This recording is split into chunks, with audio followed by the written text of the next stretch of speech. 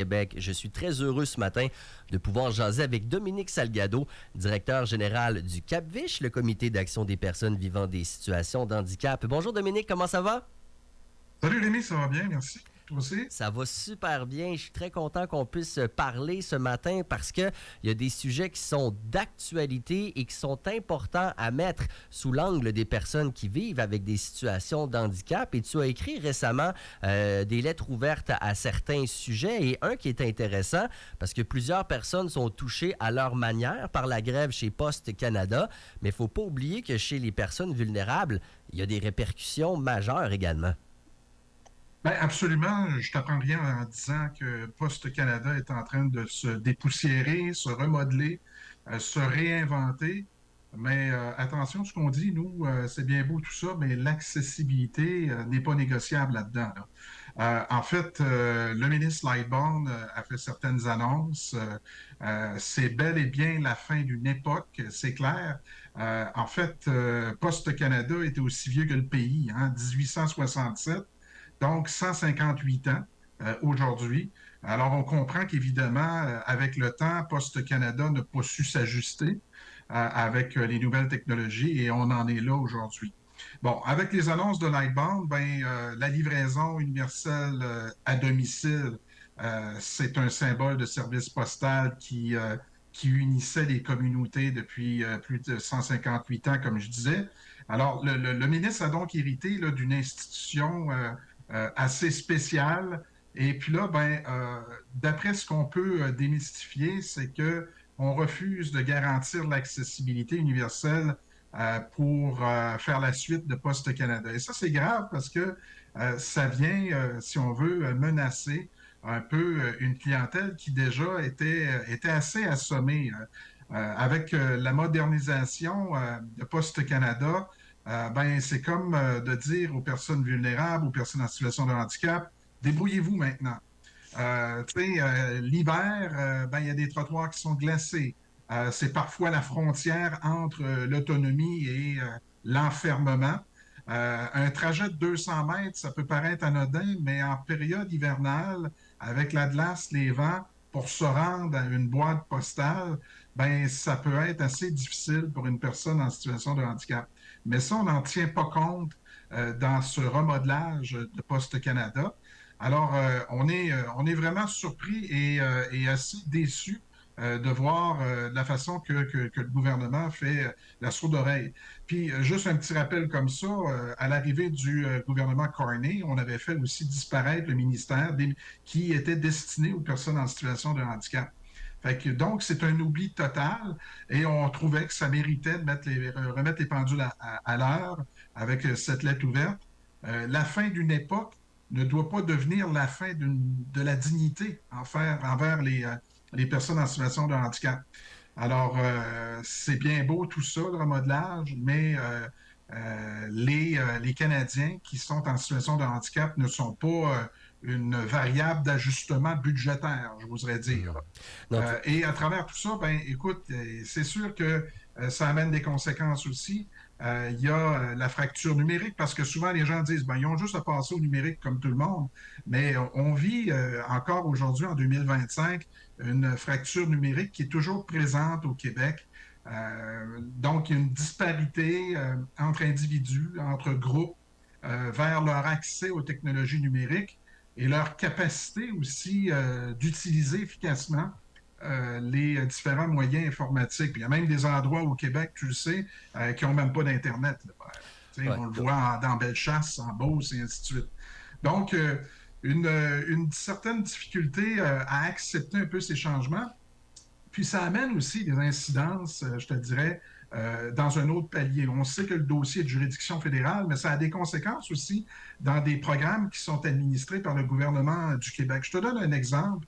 Il y a un programme qui existe depuis 23 ans à peu près, qui s'appelle le programme Chèque emploi service.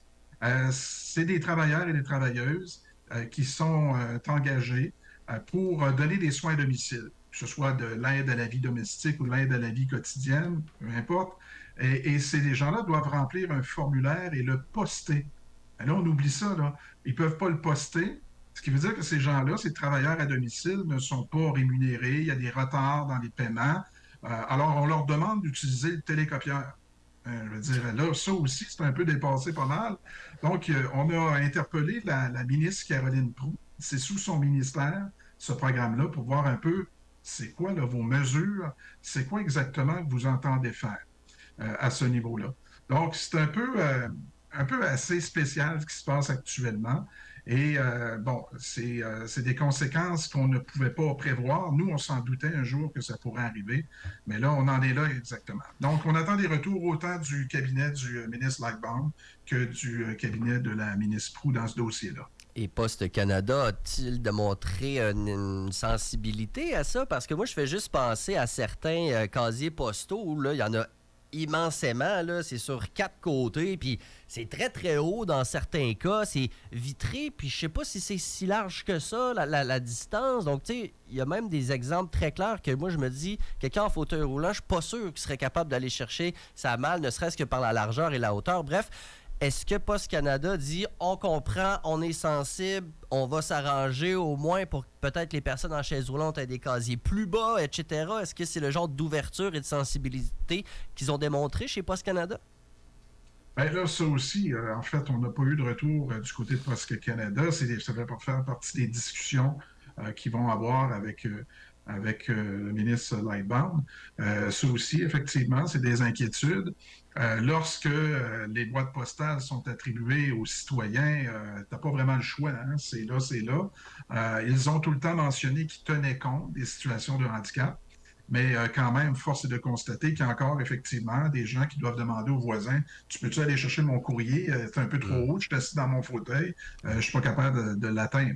Alors, c'est tout plein de petits éléments comme ça, irritants, mais aussi épuisants Ouais. pour ces personnes qui finalement, écoute, se battent au quotidien d'aller du point A au point B. Alors, si en plus on rajoute une brique de plus, bien évidemment, ça devient extrêmement compliqué, là. Dominique Salgado, directeur général du Cap-Vich. Il a également été question de la campagne électorale municipale dans une lettre ouverte publiée dans Le Soleil. Est-ce que c'est un sujet, les personnes en situation de handicap, qui prend assez de place dans la campagne, selon vous? Malheureusement pas. Rémi, écoute, on a l'impression que c'est encore un sujet tabou. Hein? C'est pas sexy de parler du handicap en 2025. C'est quand même 21% de la population qui sont ignorées. Les personnes handicapées, donc, réclament leur place sur la place publique pour pouvoir avoir des échanges avec les différents candidats, les différents partis politiques. Ça mord pas fort, on tente de faire ce qu'on peut. Il y a certains débats là, qui seront organisés par différents groupes du socio-communautaire, mais on essaie évidemment, on aimerait bien que les candidats, candidates se prononcent sur des réalités quotidiennes hein, que les personnes handicapées touchent. Et ça touche toutes les sphères de la vie municipale, se déplacer, travailler, recevoir des soins, se loger, bref, la vie sociale, la vie culturelle, ça entoure tout le monde. Et dans les règlements municipaux, ce qu'on s'aperçoit souvent, ça manque de mordant. Je te donne un exemple très simple au niveau des stationnements, les espaces de stationnement réservés aux personnes en situation de handicap. Ben, c'est plus ou moins respecté. Les espaces deviennent un peu permis à tout le monde. Alors, c'est des espaces de non-droit ou des immeubles publics ou privés n'ont pas vraiment de normes pour faire respecter ces espaces de stationnement-là. Je pense que le municipal devrait intervenir sérieusement. Aussi, si on y va au sens plus large au Québec, il y a quand même 100 000 Québécois qui sont aptes à l'emploi, mais qui sont condamnés au chômage. Pourquoi? Parce qu'on ne leur donne pas la chance.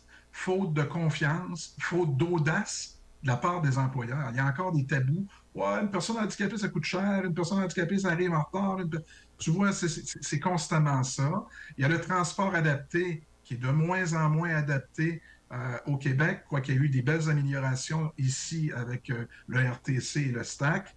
Les soins à domicile qui sont fragilisés de plus en plus par le manque criant de stationnement public. Ça, on le voit partout. On coupe les stationnements publics, on fait des tronçons de pistes cyclables, c'est bien beau. Mais là, les travailleurs à domicile ont de moins en moins de stationnement. Bref, ça leur tente de moins en moins d'exercer le métier. Alors, surtout dans un phénomène de vieillissement de population, C'est inquiétant, là. Il y aura de moins en moins de soins à domicile.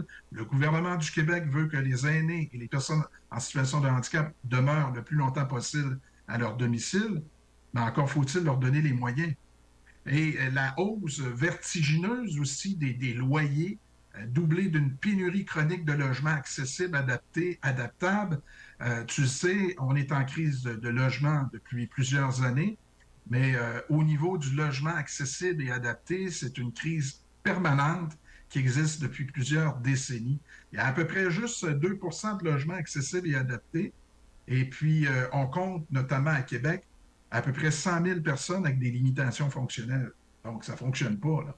Alors, là aussi, il y a un problème. Donc, ce qu'on veut, c'est intervenir auprès de la campagne, de dire aux candidats, candidates, quelle ville que vous bâtissez. Parce que si vous ignorez 21 de vos citoyens, ben, on s'en va carrément dans le mur. Alors, ce qu'on réclame, c'est des engagements fermes, des politiques claires, puis des mesures aussi contraignantes pour favoriser, évidemment, une ville inclusive pour tout le monde. Dominique Salgado est directeur général du CAPVICH, le Comité d'action des personnes vivant des situations de handicap. Merci beaucoup d'avoir pris le temps de nous parler ce matin. Ça a été un plaisir. On reprend ça le mois prochain. Hey, merci, Rémi. Salut, Bye bonne bye. journée. On est rendu maintenant à 8h45. C'est un plaisir de vous accompagner dans Québec Réveil pour encore une quinzaine de